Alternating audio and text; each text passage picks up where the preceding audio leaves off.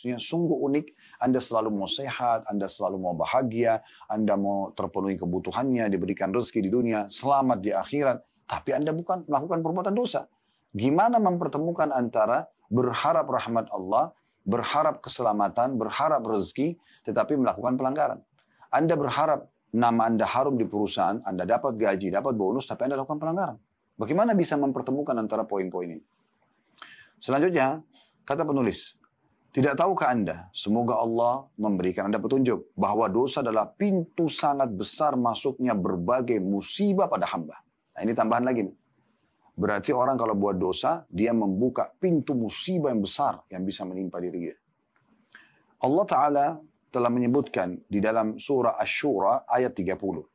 وَمَا أَصَابَكُم مِّن مُّصِيبَةٍ فَبِمَا كَسَبَتْ أَيْدِيكُمْ وَيَعْفُو عَن كَثِيرٍ. Dan apa saja musibah yang menimpa kamu, maka adalah disebabkan oleh perbuatan tanganmu sendiri. Dan Allah memaafkan sebagian besar dari kesalahan-kesalahanmu. Jadi sebenarnya, kurangnya rezeki, belum sembuhnya penyakit, banyaklah permasalahan yang kita hadapi dalam hidup kita, itu karena kenapa? Karena memang ada dosa.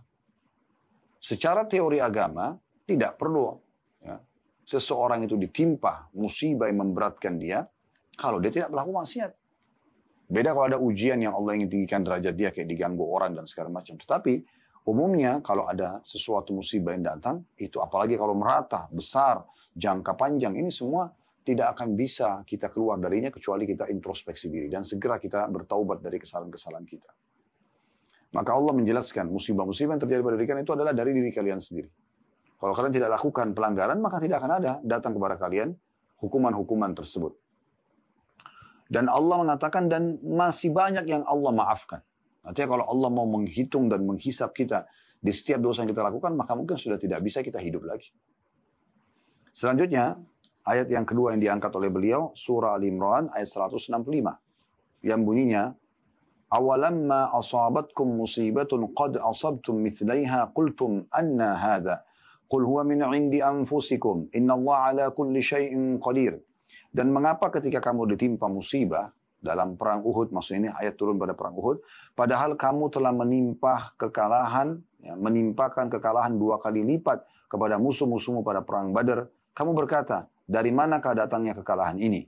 Katakanlah, itu dari kesalahan dirimu sendiri. Sesungguhnya Allah Maha Kuasa atas segala sesuatu. Jadi di perang Uhud, itu di awal peperangan, muslimin menang. Tapi subhanallah, dari 50 orang pemanah yang ada di Bukit Pemana, ada 43 orang yang melanggar perintah Nabi SAW. Ini maksiat kepada Rasul. Kata Nabi SAW, jangan kalian turun dari Bukit Pemana ini. Walaupun kalian melihat jenazah kami sudah dipatok oleh burung gagak. Dalam riwayat lain, walaupun kalian melihat kami sudah menang atau kami kalah, gitu kan.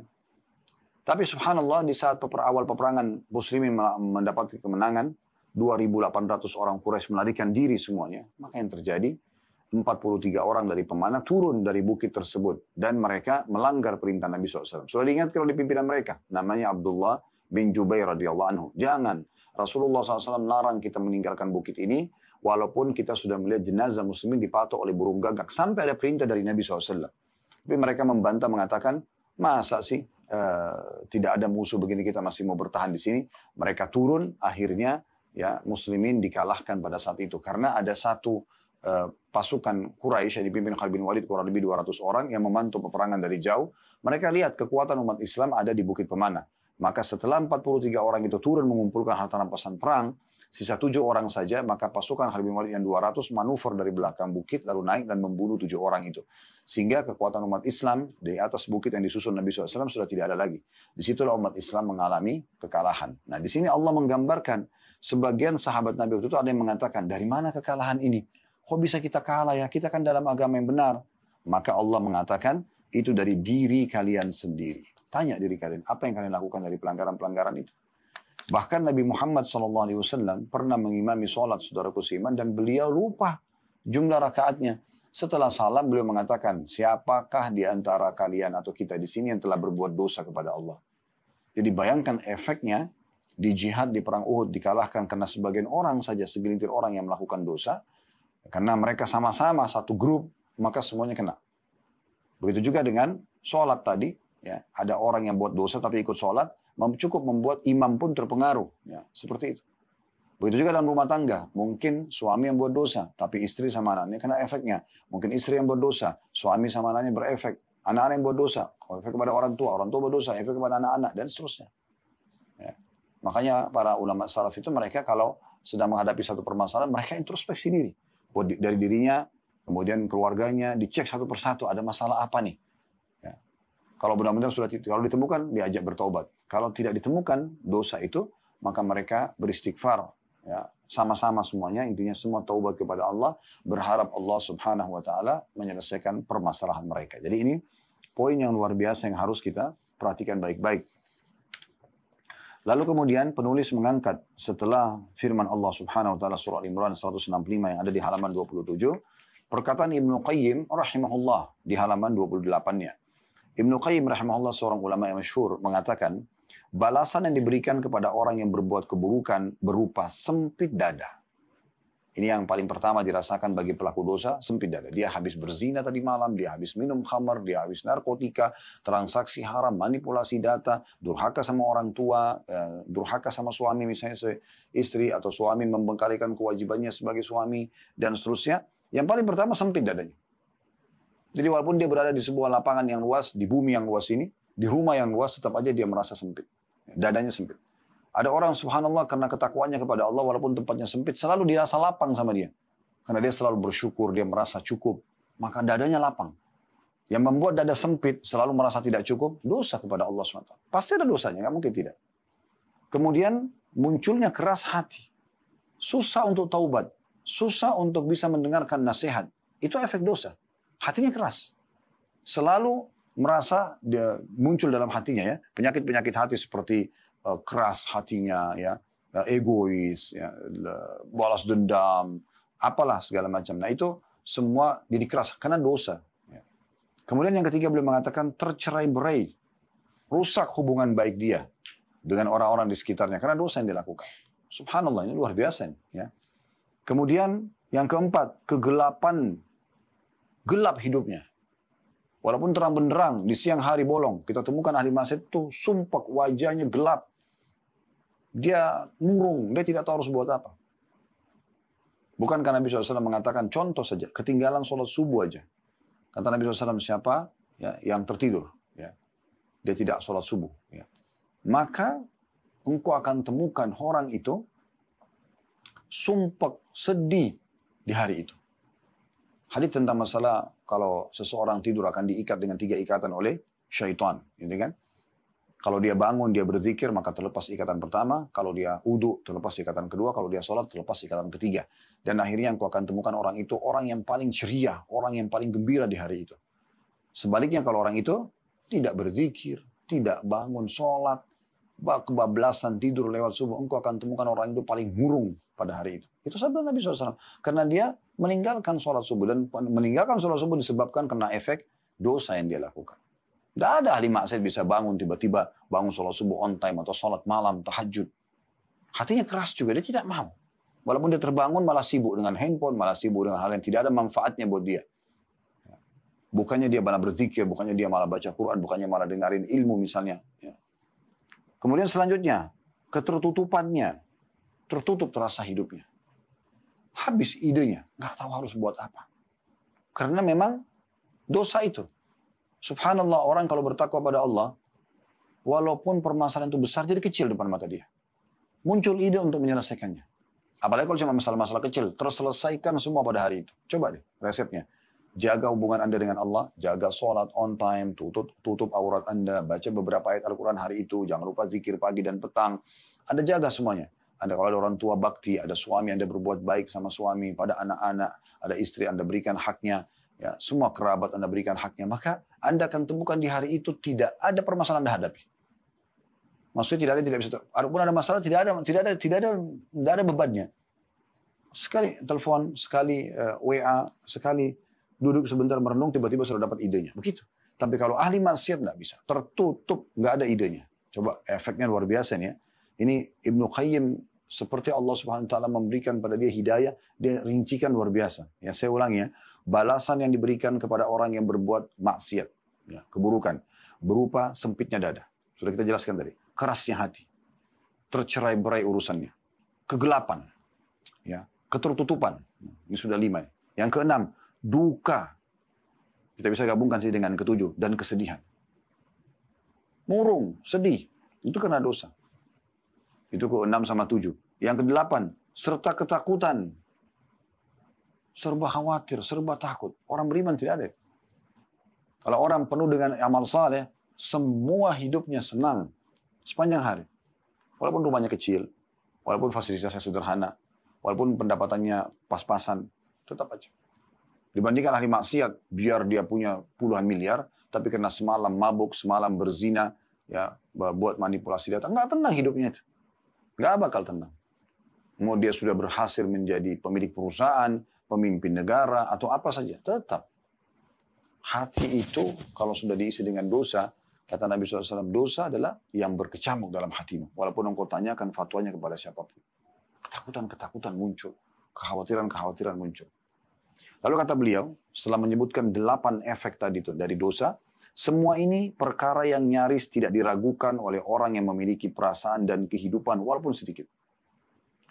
Bahkan kesusahan, duka, kesedihan, dan kesempitan ini adalah sanksi yang disegerakan.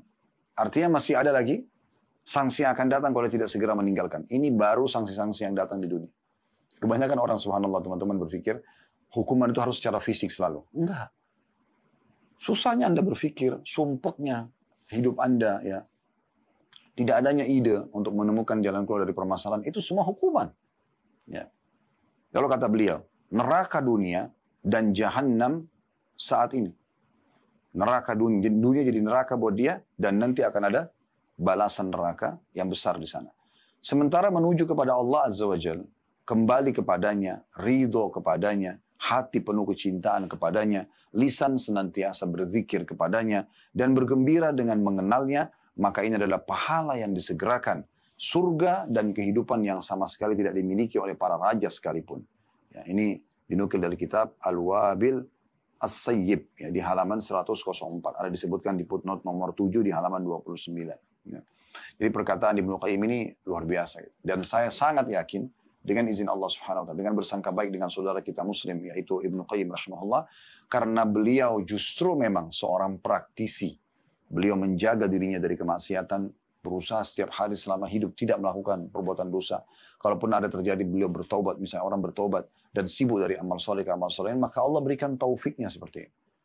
Tutur kata yang diucapkan, yang ditulis, nasihat yang dipaparkan, semua itu pasti bermanfaat dan sangat dalam. Selanjutnya penulis mengatakan, karena itu bersegeralah semoga Allah selalu menjaga Anda untuk muhasabah diri. Muhasabah secara jujur dan objektif. Muhasabah sebagaimana yang dilakukan orang yang menginginkan keridhaan Rabb-Nya dan kebaikan bagi dirinya. Jadi betul-betul dia pada saat malas beribadah, hatinya keras ya, tidak menemukan ide ya, untuk solusi dari permasalahannya, sempit rezekinya, dadanya ya sempit. Walaupun dia berada di sebuah tempat yang luas, misalnya siang hari yang terang juga terasa gelap dalam hidupnya. Semua ini karena dosa. Ini dosa yang, hukuman dosa yang disegerakan di dunia, kata beliau tadi. Ibnu Qayyim mengatakan itu luar biasa. Ya. Dan justru ke lapangan, orang kalau seperti ini harusnya dia segera introspeksi diri. Segera dia kembali kepada Allah, supaya berganti semua itu. Menjadi lapang dada, menjadi ide yang cemerlang, menjadi rezeki yang terbuka. Itu karena ketakwaan kepada Allah Subhanahu wa ta'ala. Lalu kata beliau, jika Anda lalai dan malas-malasan dalam mengerjakan sholat, zakat, atau hal-hal yang diwajibkan oleh Allah Azza wa Jal, atau Anda melakukan dosa-dosa yang dilarang oleh Allah Azza wa Jal, maka bersegeralah memperbaiki urusan Anda dan perangi nafsu Anda atas perkara itu. Niscaya Anda akan melihat dari Allah Azza wa Jal apa yang dapat melapangkan dada dan memudahkan urusan Anda. Kalau Anda kembali kepada Allah, pasti Anda akan mendapatkan lapangan dada. Jadi selama ini kalau kita simpulkan, sumpek yang ada, tidak menemukan jalan keluar, justru karena masih ada dosa yang kita buka. Anda bisa muhasabah diri sendiri. Apa kira-kira dosa yang masih Anda buat? Kalaupun Anda bilang, oh saya sudah tidak ada dosa, Ustaz. Oke, coba introspeksi diri, mungkin ada dosa yang pernah dilakukan dulu, kemudian kita belum bertaubat darinya. Atau mungkin kita taubat, kita anggap kita sudah cukup, padahal sebenarnya dosa itu masih ada. Misal angkanya dia 10, taubat kita baru membersihkan 3. Masih butuh 7 lagi misalnya. Mungkin 2-3 kali taubat nasuha lagi, baru membersihkannya. Nah seperti itu. Sampai nanti dipastikan secara teori agama, teman-teman sekalian, kalau ada orang yang dia berusaha bertakwa kepada Allah Subhanahu wa taala, ya, akan terlihat sendiri dalam hidupnya. Anda akan rasakan kemudahan-kemudahan. Saya yakin saya bicara ini kalau ada yang mengikuti acara kita dan dia faham ini, dia akan merasakan. Kalau Anda coba dalam seharian bertakwa kepada Allah, menjaga sholat Anda, menutup aurat Anda, bakti sama orang tua, dari amal soleh ke amal soleh, Anda rasakan seperti hampir semuanya, kalau kita bisa bahasakan semua, termudahkan. Mau makan mudah, mau minum mudah. Seakan-akan hari itu tidak ada beban dalam hidup kita. Kita mau tidur malam hari, kita jadi berpikir, kayaknya tadi semua mudah aja ya. Nah, itu semua karena memang ketakwaan kepada Allah Subhanahu wa taala. Tapi kalau ada orang, waduh hari ini satu pun urusan saya tidak selesai nih. Itu karena memang dosanya. Harusnya dia bisa menyelesaikan 5-6 perkara, dan dia tidak bisa. Itu karena dosa. Bahkan tadi saya bilang, idenya bisa hilang, teman-teman sekalian. Gak ada ide. Dadanya jadi sempit. Ya. Gelap hidupnya. Susah. Bukan cuma itu. Allah Azza wa Jal akan mendatangkan, ingat teman-teman sekalian, peringatan-peringatan yang lebih besar lagi pada orang yang tidak mau sadar dengan peringatan yang kecil. Kalau ada peringatan awal, kayak misalnya orang mau mencuri nih. Allah kasih dia rasa khawatir. Nanti kalau orang tahu gimana ya, ini dosa ya. Misalnya, udah nggak apa-apa, saya tetap mau curi. Dia melangkah misalnya. Allah datangkan peringatan yang lebih besar. Misalnya dilihat oleh orang. Tapi mungkin dia masih lolos. Mungkin dia tidak sempat ditangkap. Kalau dia taubat, dia segera minta maaf sama Allah. Dia kembalikan haknya orang yang sudah dicuri. Aman dia. Tapi tidak, kadang-kadang orang, kemarin aja saya lolos. Mencuri lagi yang kedua kali. Allah datangkan puncaknya, masa nanti akan menangkap dia, dipermalukan, rusak namanya, ya, hanya karena mencuri sekian juta rupiah misalnya. Selesai, rusak semuanya, hancur semuanya. Di dunia fasilitasnya Allah hilangkan, di akhirat akan datang hukuman yang lebih berat lagi. Jadi hukuman ini hanya sekedar di dunia saja ini. Di akhirat akan lebih berat daripada itu. Ya. Makanya pada saat orang-orang munafik di Madinah, mereka diajak perang Tabuk, mereka mengelak cari cara supaya tidak perlu berperang, Maka tiba-tiba saja Allah pada saat itu mereka mengatakan, waktu itu kan musim panas ya, mau perang Tabuk. Nabi SAW diperintahkan Allah untuk memerintahkan muslimin keluar berperang. Waktu itu terkumpul sekitar 30.000 pasukan. Dan tidak ada uzur bagi laki-laki yang sehat ya untuk tinggal tidak berperang. Yang tidak berperang dianggap berdosa pada saat itu. Ya. Orang-orang munafik cuma mengelak. Ada yang mengatakan kita akan menyerang wilayah orang-orang bule ya. Kalau kita bahasa kita sekarang, saya takut nanti kena fitnahnya wanita bule. Ini bohong saja, dusta. Ya. Mereka hanya sekedar tidak berani pergi berperang. Ada yang mengatakan karena cuaca panas. Kenapa? Ada yang mengatakan sebentar lagi akan panen kurma. Kenapa kita nggak tunggu dulu panen, kemudian baru kita pergi berperang, dengan 1001 macam alasan. Orang-orang mukmin tidak ada urusan. Mau panen hari ini, mau enggak. Pokoknya Allah dan Rasul sudah perintahkan perang, ikut, selesai. Gitu kan? Yang seperti itu. Maka pada saat mereka, di antara mereka ada yang mengatakan, sungguhnya cuaca panas. Maka Allah turunkan firman-Nya, Qul naru jahannama asyaddu harra. Katakan, hai Muhammad, karena sikap mereka ini, mereka akan melihat api neraka, mereka akan mendapatkan api neraka yang jauh lebih panas daripada cuaca yang sedang mereka khawatirkan tersebut. Sebaliknya, para sahabat yang keluar, akhirnya mereka merasakan sendiri. Ya, pahala yang melimpah mereka dapatkan, kemudian kemenangan yang Allah berikan kepada Rasulnya Muhammad SAW, karena Nabi SAW masuk dengan pasukan ke depan bentengnya Romawi di Tabuk. Orang-orang Romawi tidak berani keluar. Karena Heraklius, rajanya pada saat itu berkata, orang ini Nabi. Dan saya yakin dia seorang Nabi. Bahkan Heraklius pernah syahadat beberapa waktu yang lalu, sebelum pasukan Nabi SAW datang ke sana, pada saat ada utusan Nabi datang dan membawa risalah menjelaskan kalau beliau seorang Nabi. Gitu kan? Tapi sayangnya dia karena lebih mencintai jabatannya, kerajaannya, maka dia murtad keluar dari agama Islam. Dia bilang sama orang-orangnya, ini Nabi saya tahu. Kalau kalian keluar melawannya pasti kalian akan kalah. Padahal waktu itu pasukan muslimin hanya 30.000, pasukan Romawi dalam benteng 250.000. Tapi mereka tidak berani keluar. Dan Nabi SAW mengepung wilayah Tabuk itu, sampai tersebar berita di Jazirah Arab kalau muslimin sudah bahkan mengalahkan Romawi.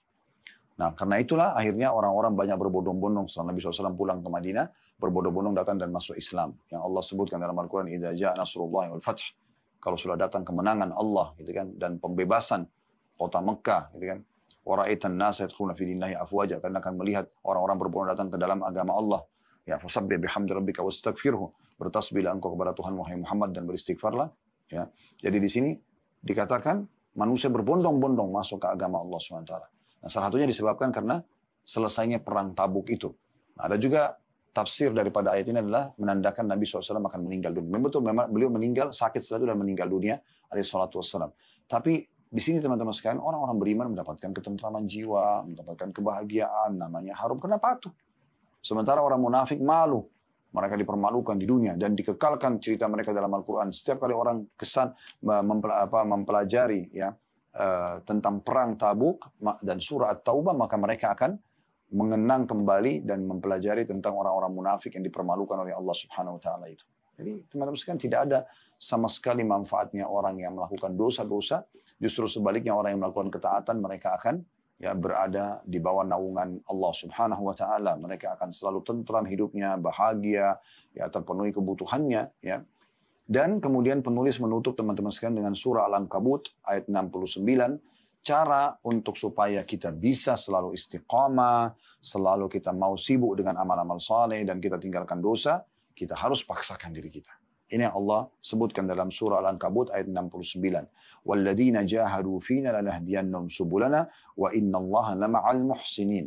Dan orang-orang yang berjihad untuk mencari keridhaan kami, benar-benar akan kami tunjukkan kepada mereka jalan-jalan kami. Dan sungguhnya Allah benar-benar beserta orang-orang yang berbuat kebaikan. Jadi orang-orang yang betul-betul bermujahadah, memaksakan diri untuk ya mencari keridhaan kami, maka kami akan berikan petunjuk mereka ke jalan-jalan kami. Jadi memang kita harus paksakan diri.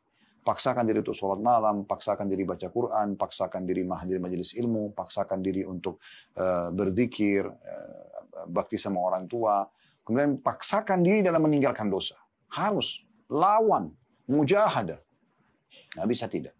Kita harus melawan. Karena kalau kita tidak melawan bisikan-bisikan syaitan, kita akan terjerumus. Ya. Dan jangan pernah menggunakan istilah, ini sudah sering saya bahasakan. Jangan pernah menggunakan istilah, syaitannya kuat nih. Nggak ada syaitannya kuat. Mana syaitannya kuat?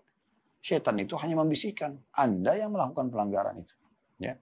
Dan syaitan tidak bisa berbuat apa-apa pada saat Anda menolak. Misalnya Anda diajak berzina, Anda diajak berbohong, Anda diajak misalnya. Kita tinggal tinggalkan. Saya tidak mau. Selesai. Dia nggak bisa buat apa-apa. Nggak ada yang bisa memaksakan Anda untuk itu kan. Jadi kalau gitu untuk apa kita melakukan perbuatan-perbuatan dosa? Ya.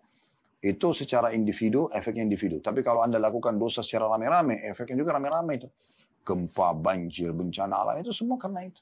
Karena dosanya merata. Seperti semua orang ridho dengan itu. Kalau Anda sedang berada di satu lokasi atau lingkungan di mana Anda coba berusaha untuk menjaga ketakwaan kepada Allah, ternyata lingkungan Anda tidak seperti itu. Tidak masalah, yang penting Anda sudah ingatkan mereka. Ingat itu, garis bawahi, Anda harus ingatkan mereka. Nggak boleh Anda diam. Anda harus mengingatkan mereka. Dengan cara mengingatkan, amar ma'ruf nahi munkar, ingatkan, ini nggak boleh, lakukanlah ini. Kita ingatkan. Kalau kita sudah ingatkan, maka kita sudah lepas tanggung jawab dari di sisi Allah Subhanahu wa taala. Dan kalau hukuman Allah datang pada mereka, kita akan diselamatkan.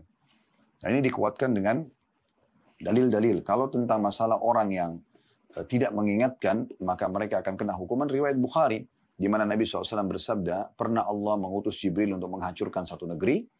Kemudian Jibril mendapati di negeri itu ada satu orang hamba Allah sangat soleh. Tapi dia tidak pernah ingatkan orang.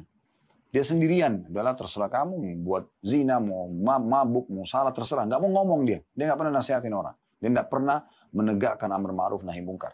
Maka Jibril kembali kepada Allah sambil mengatakan, ya Allah, ada di wilayah itu ada hambamu fulan, orang soleh. Maka kata Allah SWT, mulai siksaan dari dia. Mulai siksaan dari dia. Karena dia tidak pernah menyeru pada kebaikan, tidak pernah melarang kemungkaran. Jadi walaupun hanya sekali, kita dianjurkan untuk menyeru pada kebaikan dan melarang dari kemungkaran. Kalau Anda sudah mengingatkan, maka Anda akan selamat. Kisah masyhur ya, dalam surah Al-A'raf ayat 163 sampai 167. Bagaimana penduduk negeri Ilah, ya, sekarang sudah masuk wilayah Palestina, ya. Dan dari Saudi terlihat di perbatasan Saudi dengan Palestina itu ada wilayah Ilah namanya. Di situ pernah ada kelompok dari Bani Israel yang dikenal dengan Ashabus Sabt, atau orang-orang yang melanggar peraturan hari Sabtu. Salah satu peraturan pada saat itu ya, di syariat Allah Subhanahu wa taala bagi mereka nggak boleh memancing hari Sabtu. Profesi utama mereka adalah memancing, nelayan, maaf. Maka waktu turun larangan tersebut sebagai ujian bagi mereka, maka terbagilah menjadi 3 kelompok penduduk negeri Ilah itu. Yang pertama, ini yang ngeyel dan nakal ini. Ya. Mereka tetap mau melanggar. Supaya mereka tidak melanggar terang-terangan, maka mereka memasang jala di hari Jumat malam, lalu dibiarkan sampai lewat hari Sabtu. Hari Ahad pagi mereka ambil hasil ikan yang ada di jala itu. Sama saja mereka mancing namanya. Dilarang mutlak waktu itu tidak boleh hukum Allah SWT. Kelompok yang kedua melarang itu. Ini kelompok yang paling baik. Nggak boleh loh, Allah larang, bertakwa kepada Allah, diingatkan. Ada kelompok ketiga, mereka datang tapi mereka bukan melarang kelompok pertama yang berbuat kemungkaran, tapi mereka justru melarang kelompok kedua. Udahlah, untuk apa kamu nasihatin mereka? Mereka itu maksiat, nanti juga dihukum sama Allah. Maka kelompok kedua mengatakan, kami ingin ya, berlepas tanggung jawab di sisi Allah. Kami nasihatin. Waktu hukuman Allah datang hukuman Allah kepada kelompok pertama sama kelompok ketiga. Yang melakukan pelanggaran tersebut dan juga yang justru melarang kelompok kedua untuk mencegah kelompok pertama. Sehingga kelompok ketiga pun juga sama dikutuk oleh Allah Subhanahu wa taala menjadi kerah di saat itu. Sampai disebutkan dalam beberapa riwayat, di pagi hari orang-orang yang bertakwa itu terbangun, mereka kaget melihat dan mereka kenal rumah-rumah orang di situ, orang-orang yang ada di situ, nama-nama mereka sudah berubah menjadi kerah. Ya, dan mereka yang berubah jadi kerah meneteskan air mata, tapi mereka sudah tidak bisa bicara karena Allah kutuk mereka pada saat itu. Jadi justru Allah selamatkan orang-orang yang mencegah. Jadi kita harus melarang orang. Ya, kalau Anda mendapatkan di lingkungan Anda masih ada orang yang mau mengingatkan seperti ini, luar biasa. Ini luar biasa. Berarti mereka bisa menjadi penyebab tidak datangnya hukuman Allah Subhanahu wa taala. Jadi ini yang disampaikan oleh penulis tentunya. Kita sekarang teman-teman sekalian coba menambahkan beberapa informasi berhubungan dengan masalah ini. Umar bin Khattab radhiyallahu anhu berbicara tentang masalah bagaimana harusnya orang mukmin ya menjaga diri dari pelanggaran-pelanggaran agama. Beliau pernah bertanya ya kepada Abu Musa al-Asy'ari radhiyallahu anhu majma'in. Abu Musa juga sahabat Nabi yang mulia, tentang hakikat takwa. Apa itu takwa? Patuh kepada Allah, sehingga selalu mau sibuk dari amal soleh ke amal soleh yang lain dan meninggalkan dosa-dosa semuanya, tidak terkecuali kecil ataupun besar. Maka kata Abu Musa memberikan perumpamaan, beliau mengatakan, wahai Amir Mukminin, waktu itu Umar bin Khattab jadi raja, wahai pemimpin orang-orang beriman, ini julukan bagi raja di masa itu. Apa yang akan Anda lakukan apabila Anda sedang berjalan di tempat yang penuh dengan duri? Kira-kira kalau penuh dengan duri apa yang Anda lakukan? Kata Umar, aku akan melihat kepada kakiku, sehingga aku bisa mengetahui apakah aku pijakkan di atas duri atau di tempat yang aman. Maka jawaban ini sudah cukup. Umar bin Khattab langsung faham apa yang dimaksud oleh Abu Musa al-Asy'ari. Kalau Anda mau bertakwa kepada Allah SWT, Anda hati-hati sekali. Apa yang Allah perintahkan Anda kerjakan, yang Allah larang, Anda dengan sangat jeli melihatnya, ini tidak boleh, tinggalkan. Paksakan diri untuk tinggalkan. Ibaratnya seperti sebuah duri yang berbahaya. Karena dosa-dosa itu pasti dibenci oleh Allah Subhanahu wa taala. Tidak ada dosa yang Allah ridhoi. Karena itu pelanggaran, ya. Bahkan Allah Subhanahu wa taala cemburu dengan hamba-hambanya yang terus-menerus saja melakukan dosa-dosa. Padahal itu bisikan syaitan yang merupakan musuh. Kenapa tidak menikmati dan mengerjakan apa yang Allah halalkan? Ya, meninggalkan semua perbuatan-perbuatan dosa yang berefek negatif. Sudah kita jelaskan tadi, adu domba, riba, zina, dusta, perbuatan syirik dan perbuatan-perbuatan yang lainnya. Semua itu ditinggalkan. Ya. Ada seseorang pernah bertanya teman-teman sekalian kepada seorang salaf. Ya. Seorang raja mengatakan, kira-kira kedudukan saya di sisi Allah itu seperti apa sekarang menurut kamu? Maka si alim ini mengatakan, pertemukan diri Anda dengan firman Allah Subhanahu wa taala yang disebutkan dalam surah Al-Infitar, surah nomor 82 ayat 13 sampai 14. Innal abrara lafi na'im wa innal fujara lafi jahim. Sesungguhnya orang-orang yang patuh itu akan berada di atas kenikmatan surga, dan orang-orang yang membangkang pelaku maksiat akan berada di neraka. Ya. Maka ada seseorang yang di sebelah raja pada saat itu mengatakan, kenapa kau ucapkan kata-kata itu kepada raja? Dia bilang, saya hanya menjawab pertanyaan beliau. Kalau memang beliau merasa dirinya bertakwa sama Allah, suka ibadah kepada Allah, pasti akan balasannya di surga, pasti. Kalau dia melakukan dosa, maka pasti hubungannya neraka. Nggak ada yang lain. Jadi ini jawaban sederhana untuk memberikan gambaran ya tentang bagaimana kedudukan kita. Dan kita sebenarnya teman-teman sekalian bisa tahu. Ya, kita ini sekarang ahli neraka atau ahli surga. Secara rasional maksudnya. Kalau Anda bayangkan diri Anda meninggal sekarang. Kira-kira dengan amal yang sudah Anda kerjakan atau dosa yang masih Anda kerjakan, Anda kemana nih? Surga atau kemana? Ya, kalau Anda selama hidup selalu berbuat ketaatan kepada Allah SWT, yakin Anda masuk ke surga. Allah tidak akan pungkiri janji. Innallaha la yukhliful mi'ad. Tapi kalau sekarang Anda penuh dengan dosa, Anda bayangkan kalau Anda meninggal, pasti Anda masuk neraka. Kan gitu. Orang-orang akan menilai apa sih pada saat Anda meninggal sekarang? Kalau orang mengatakan, oh si fulan itu saleh, si fulan saleh. Mudah-mudahan kita seperti itu. Tapi kalau kita meninggal lalu orang mengatakan, oh si fulan syukur dia meninggal tuh. Karena suka gosipin orang, suka ganggu orang, suka ini dan itu misalnya. Atau yang dikenang adalah, oh dia itu selalu mabuk setiap malam, oh dia itu bandar narkotika, oh dia... Ujungnya sudah tahu. Gitu kan? Jadi ayat tadi sederhana sekali itu ya. Orang yang patuh di surga. Orang yang durhaka di neraka. Clear, selesai. Ibnu Qayyim rahimahullah juga berkata, barang siapa yang menyangka bahwa Allah akan menyamakan antara orang-orang yang berbuat taat dengan orang-orang yang suka maksiat, maka sungguh dia telah berprasangka buruk kepada Allah. Karena Allah subhanahu wa ta'ala berfirman, am naj'alul ladina amanu wa amilus solihati kal mufsidina fil ard, kal mufsidina fil ardi am naj'alul muttaqina kal fujjar. Patutkah, kata Allah, kami menganggap orang-orang yang beriman dan mengerjakan amal soleh sama dengan orang-orang yang berbuat kerusakan di muka bumi? Pantaskah itu? Kita samakan? Nggak mungkin dari sisi fasilitas, ketenangan jiwa, balasan. Dan patutkah kami menganggap orang-orang yang bertakwa sama dengan orang yang bermaksiat? Dari surah Shad, surah nomor 38 ayat 28. Jadi nggak mungkin.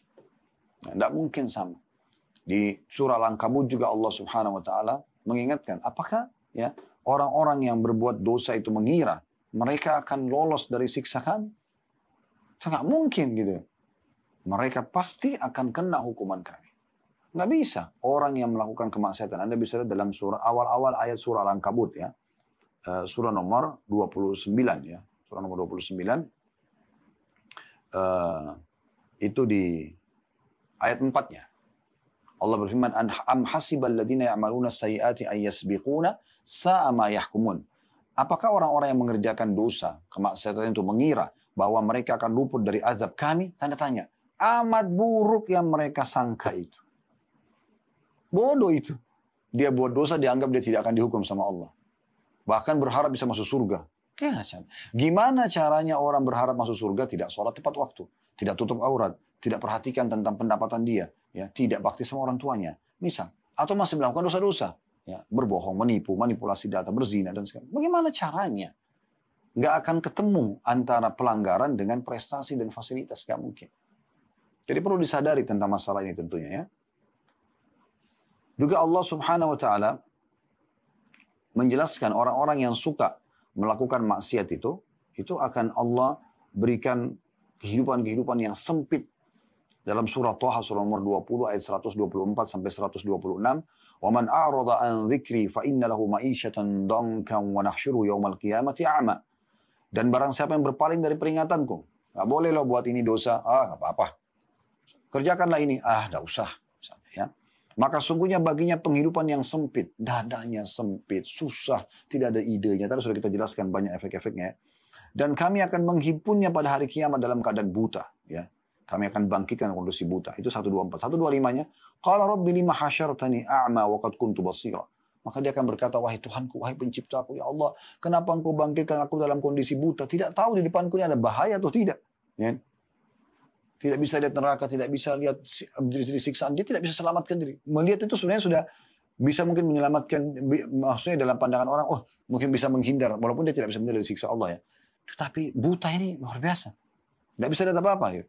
Maka sebabnya, kata Allah, di 126-nya, Qala kadzalika atatka ayatuna fanasitaha wa kadzalika al-yawma tunsa. Begitulah, semasa di dunia telah datang kepadamu peringatan-peringatanku. Ada dai si fulan sampaikan, ustaz si fulan sampaikan. Enggak, tetap ngotot. Enggak apa-apa, buat dosa. Enggak apa-apa, ya, tidak kerjakan ini misalnya. Ya dia rugi sendiri. Begitulah Allah mengatakan. Kau dulu datang padamu peringatan-peringatanku, lalu kau menolaknya, maka begitulah pada hari ini kau juga akan dilupakan. Sebaliknya, orang-orang yang patuh, orang yang melakukan amal soleh, pasti bahagia. Pasti bahagia. Di dunia bahagia, di akhirat bahagia. Allah kekalkan dalam surah An-Nahl, surah nomor 16 ayat 97. Man amila salihan min dzakarin aw untha wa huwa mu'minun falanuhyiyannahu hayatan thayyibah wa lanajziyannahum ajrahum bi ahsani ma kanu ya'malun. Barang siapa yang mengerjakan amal saleh, sibuk dari kebaikan kepada kebaikan yang lain, perintah Allah satu perintah kepada perintah yang lainnya, baik laki-laki maupun perempuan, dalam keadaan mereka beriman, maka sungguhnya akan kami berikan kepadanya kehidupan yang baik, yang sempurna, terpenuhi, lapang, dan sungguhnya akan kami beri balasan nanti di akhirat juga dengan pahala yang lebih baik daripada apa yang mereka kerjakan.